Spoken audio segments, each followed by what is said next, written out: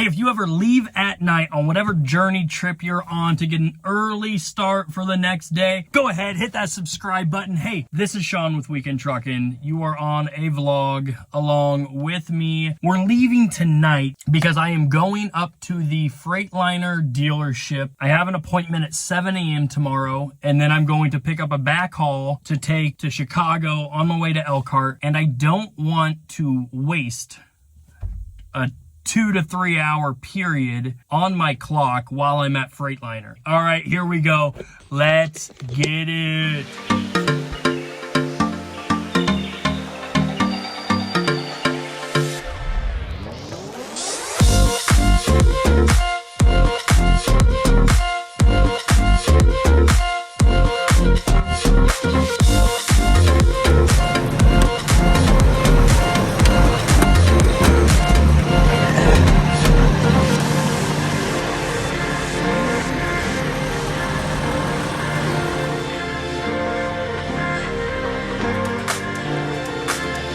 All right, so 2 hours and 40 some minutes later for an hour's worth of service. I am unfortunately just very, we'll say, unsatisfied with the engagement.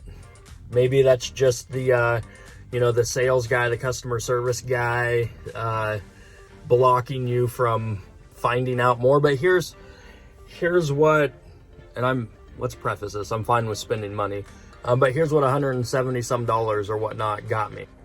So oil leak on right side of engine. I asked, get any more information on that? It's vague, it's specific, but vague at the same time. We'd have to further diag that to let you know. It'd be another hour. Any chance I can talk to the mechanic to just see what he thinks? No, I'm sorry. We can't do that. He's really swamped. Oh, okay. I'd pay for his time. I'm sorry. Power steering fluid low, coolant a little low, air filter dirty, air leak coming from firewall, which I had mentioned that was an issue, and purchased that extra fitting just right here, right now, while getting another shock for the passenger side. But anyways, so oil pan leaking. Recommends a new oil pan, which, yeah, that thing, somebody in a previous life hit something hard with it, and there's just this nice little dent in there.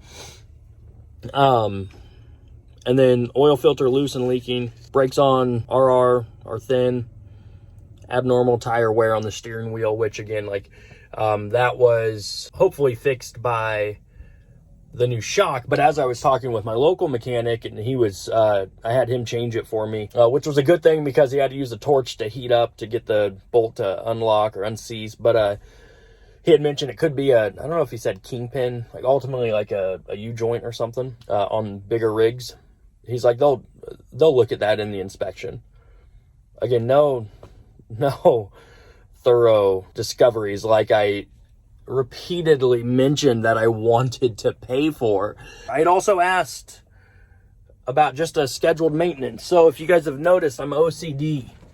This is my list of stuff that I have questions on, in the sense of, what is factory recommendations on changing out your coolant, your transmission fluid, just, all those things. When should you be doing this scheduled regular maintenance?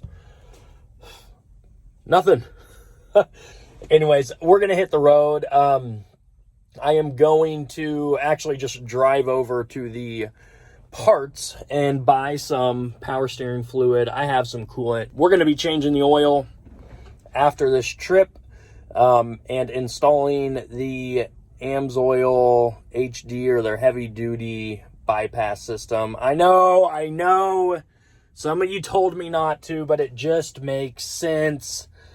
Why not filter out more debris that causes issues to your engine? I'm actually going to go back in and ask old Jeff in there where the list of scheduled maintenance information is, since he specifically said he was going to get those for me, and I don't have them. Again, just, man, unfortunate. I wanted to spend money, have a great experience, and learn some in-depth things that, you know, you find out when you take your truck, to the dealership. Okay, so I went back in. Thankfully, I was able to talk to Chad, which, big shout out to Chad. I don't know if he's a YouTube follower, but actually knows the area of Iowa where I live. He was a foreman within the shop at Freightliner, and like walked me through everything, told me, you know, hey, it could be this, it could be that, which is what I wanted. Like, I wanted to pay for someone's time after they looked at it to figure out, okay, what could that be? Like, I have a ground that's not connected under the rig. They said it was the alternator ground. And he was like, you would notice if it was an issue, but a lot of times if something gets replaced, they may not have taken off the old wiring or this or that. He said something like that, so don't bash me in the comments. But, you know, just gave me reassurance on things. You know, it had really mentioned I should probably get a new air filter, so got this.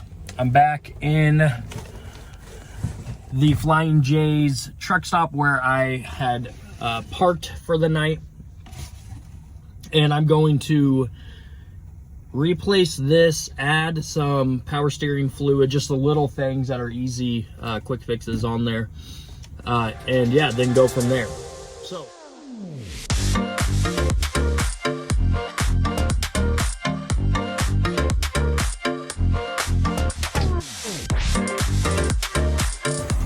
hey Sean, why don't you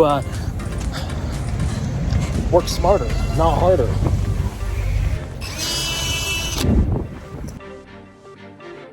I'm gonna replace this. When you look at the top, it's pretty dirty, but when you look at that part, it seems like it's brand new, like that. So I like Chad.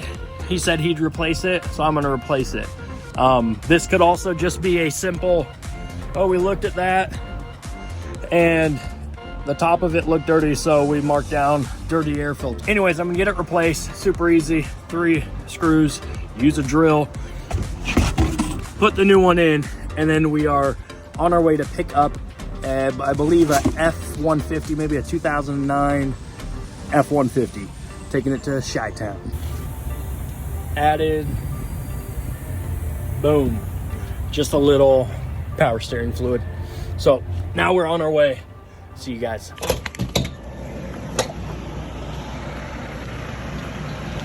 Okay, so we are at Copart, like an auction place. So this is a first for a backhaul, and I guess they load it up on your truck. So that'll be fun, cool, interesting, see how that works.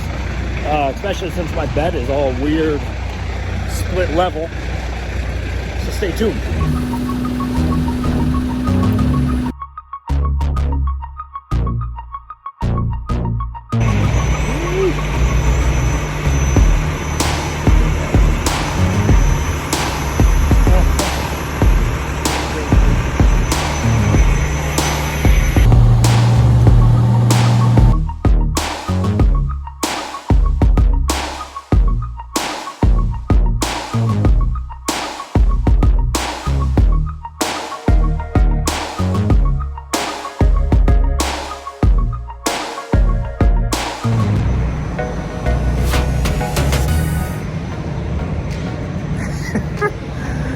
Guys, I was doing awesome on timing. I was gonna get to Goshen, probably get loaded up, and then get like an hour to 2 hours out, you know, headed back west towards Colorado.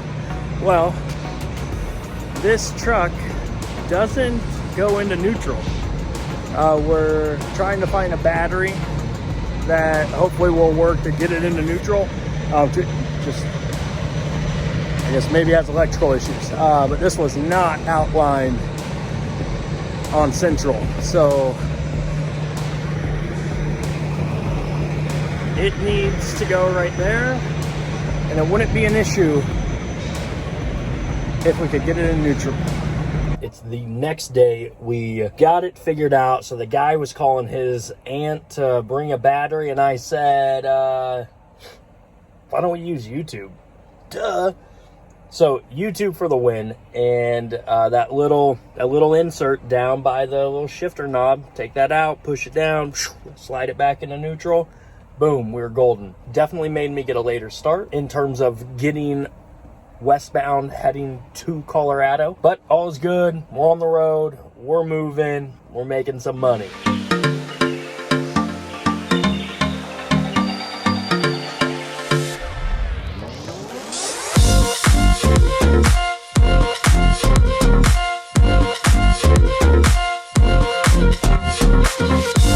Okay, we were going to make it to Wheat Ridge today. Would have dropped right at like 3:30, and she was cool with that, but I noticed just a lack of power when I was in fifth, sixth gear, for no real reason, just not a real good throttle response. So I talked with my mechanic back home, and it's kind of the, hey, change the fuel filters, and let's see what goes from there. So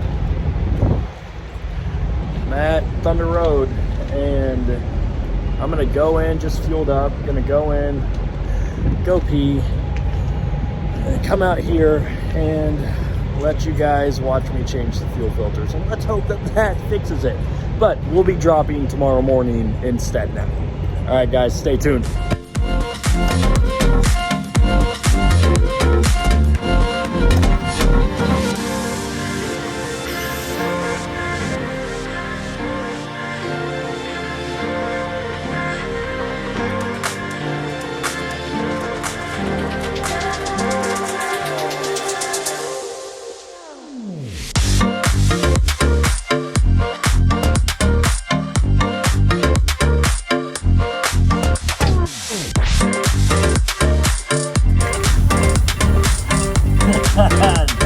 Don't forget this.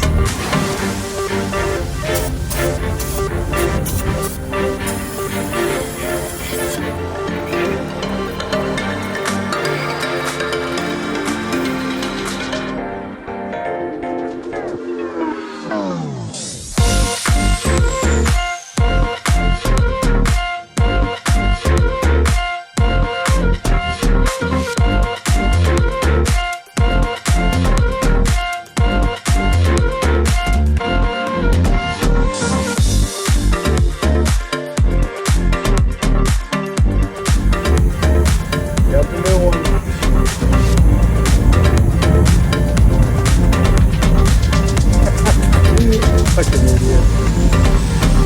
I about just lost this. Gosh. I'm not gonna lie. Started up, died, and I started to freak out. Not like freak out, but I was like, holy shit, did I just make it worse? Tried to start it out, nothing. It just like, so then gave it some gas on like the fourth time. Whew. She's running. Who knows? We may make it to Wheat Ridge, Colorado one of these days. It was the fuel filters. We are good. We are going. We are on the road, headed to Wheat Ridge, Colorado. Yes.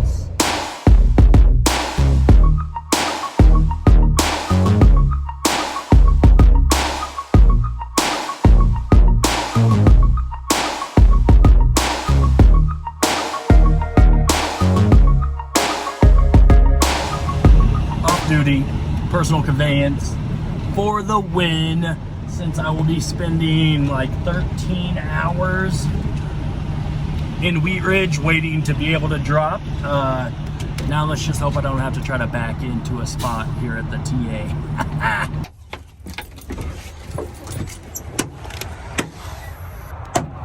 So we are gonna go hit the showers and then eat, probably edit some videos if I can find like the driver's lounge at this TA.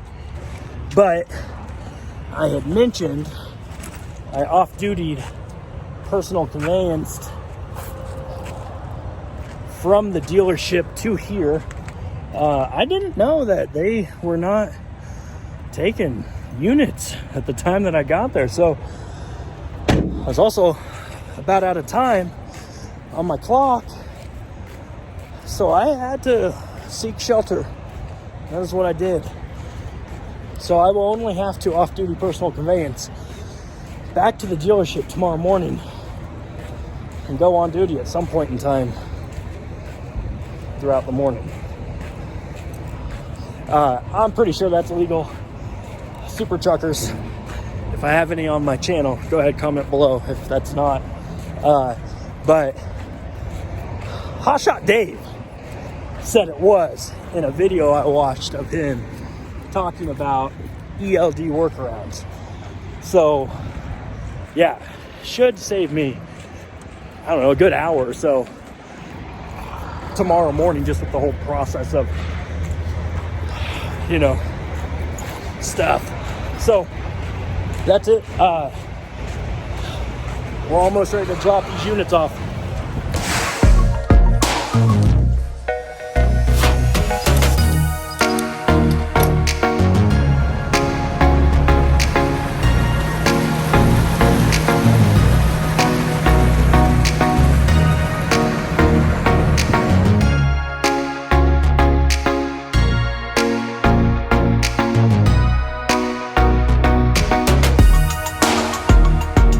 Hey guys, so it is the next day after the drop.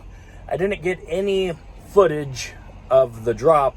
And the Wheat Ridge is a tight little kind of setup in terms of for drop-offs, even like for single poles. So that was interesting. But the check-in girl, she's awesome there. Super easy to work with. So it was just kind of in and out, and then started to hit the road. So I had actually looked at some backhauls, and there were 2 or 3 2021. One was a Ram 1500. The other was a newer truck too. And they were out of Fort Collins, but one went straight to Urbandale, so right to Des Moines, so right near where I live. The other one went to maybe Sioux Falls, and then one over to the Cedar Rapids area.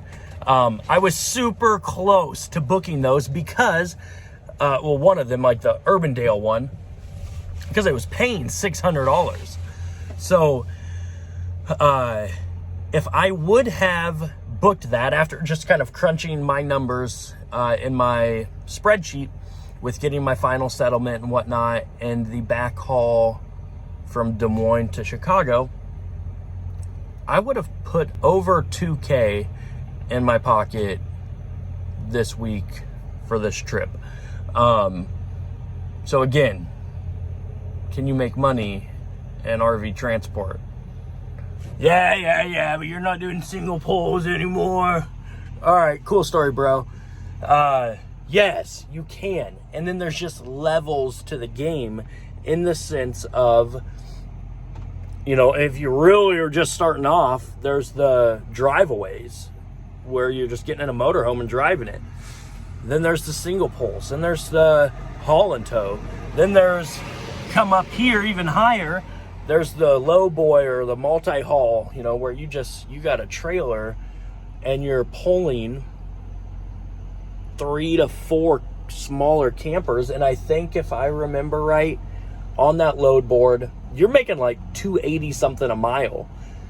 And then you get, you know, 2, 3, 4 cars, depending on what your trailer setup is like. You're really making some serious money. There's serious money in just the haul and tow. There's good to great money in single poles. So yeah, I didn't book it. I just kind of said, screw it. I'm going to get home before noon today. We're going to play on the trampoline and then I'm gonna help my sister move some, I don't remember what the hell she wants help moving, something heavier or whatnot. But hey, yeah, Ange, yeah, you're welcome. Helping you out. Oh, you're actually calling me right this second. But she watches all my videos. It's funny. She's like, I enjoy them. Okay. All right, guys, but that's it. I'm going to actually head in. I'm going to take a shower, and then just when I get home, you know, I'm in dad, husband, family mode. All right, guys, that is it for this video. Be on the lookout for a few new videos. I got a cool intro that we're working on. That should be here soon. All right, guys. Until the next one. See ya.